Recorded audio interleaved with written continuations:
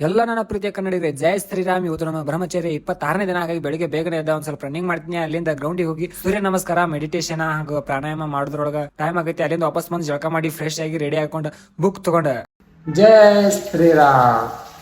ಹಾಸ್ಟೆಲಿಂದ ನಮ್ಮ college 3 kilometre ಐತಿ. So ಅನಿವಾರ್ಯ ಪಾಯ್ ದೋಸ್ತನ ಜೊತೆ ಅಲ್ಲಿ ಅವ್ರ ಕಾಲೇಜ್ಗೆ ಹೋಗಿವಿ. ಹೋಗಿ ಅಲ್ಲಿ ಒಂದ್ ಸ್ವಲ್ಪ ಫ್ರೆಂಡ್ ಜೊತೆ ಹರಟೆ ಹೊಡೆದ, ಒಂದ್ ಸ್ವಲ್ಪ ನಿಂತ ಮಾತುಕತೆ ಮಾಡ್ಕೊಂಡ 2 ಕ್ಲಾಸ್ ಇರ್ತಾವ, ಕ್ಲಾಸ್ನಾಗ ಕೂತ್ ಕ್ಲಾಸ್ ಮುಗಿಸ್ಕೊಂಡು ಅಲ್ಲಿಂದ ಮತ್ತೆ ಲೈಬ್ರರಿಗೆ ಹೋಗಿನಿ. ಲೈಬ್ರರಿ ಒಳಗೆ ಹೋಗಿ 2 ಕ್ಲಾಸ್ ಕೇಳಿ ಒಂದ್ ಸ್ವಲ್ಪ ಸ್ಟಡಿ ಮಾಡಿ ಅಷ್ಟೊಳಗ ಫ್ರೆಂಡ್ಸ್ ಕಾಲ್ ಮಾಡ್ತಾರ.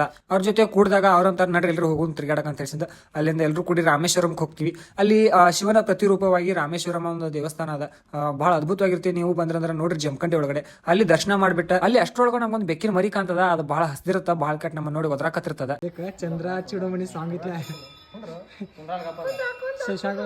ಚಂದ್ರ ಚೂಡಮಣಿ ಸಾಂಗಿತ್ಲ ಅದನ್ನ ತಗೊಂಡ ಫ್ರೆಂಡ್ ಮನೆಗೆ ಹೋಗಿವಿ. ಅಲ್ಲಿ ಅದನ್ನ ಬಿಟ್ಟು ಅದಕ್ಕೊಂದ್ ಸ್ವಲ್ಪ ಹಾಲ್ ಹಾಕಿ ಅಲ್ಲಿಂದ ಮತ್ತೆ ತಿರ್ಗಾಡ್ಲಕ್ ಸನ್ ಸಿಟಿ ಹೋಗಿವಿ. ನೋಡಿರ್ಲಿಲ್ಲ ಎಲ್ಲಾ ಕಡೆ ತಿರ್ಗಾ